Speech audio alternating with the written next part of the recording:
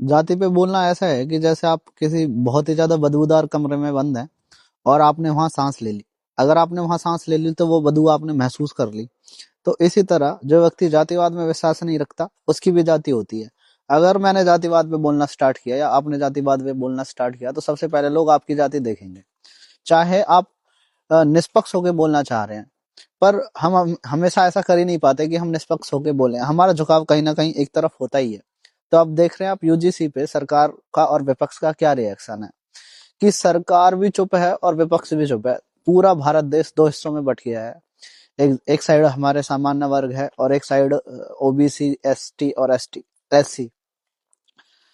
तो सरकारें इस पर क्यों नहीं बोल रही हैं? सरकारों के साथ बहुत बड़ा धर्म संकट फंस गया है कि अगर सरकार ने किसी भी पक्ष में बोला, अगर सरकार ने बोला कि हम इसको नहीं चेंज करेंगे, तो इसका मतलब है कि वो सामान्य वर्ग के खिलाफ है। और अगर सरकार ने बोल दिया कि भाई हम इसको चेंज करेंगे, तो वो ओबीसी, एससी और एसटी के खिलाफ है।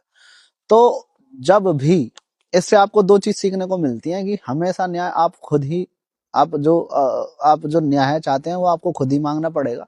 कभी भी आप किसी भी पार्टी को आदर्शी ना समझें। हमेशा ये ना प्रयास करें कि किसी भी पार्टी ने कोई फैसला लिया तो वो सही ही है।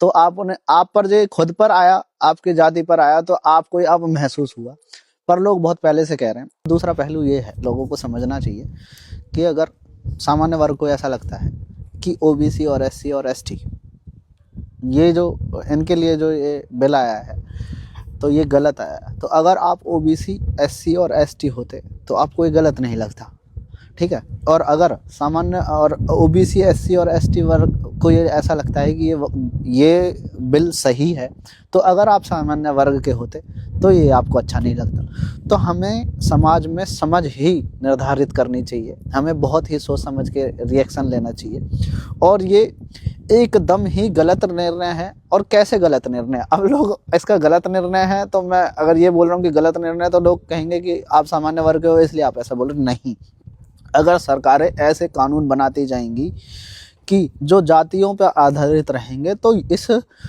इस हमारी अखंडता, जो हमारा नेशन है, हमारा जो भारतवर्ष है, इसकी अखंडता पर सीधा प्रभाव पड़ेगा कि लोग जातियों में बट जाएंगे। जातियों पे बात करना ऐसा ही है, आपने जाति कहा और लोगों ने सबसे पहले आपकी जाति देखी। तो जाति पे बात करना ही बहुत ही दुर्भाग्यपूर्ण है।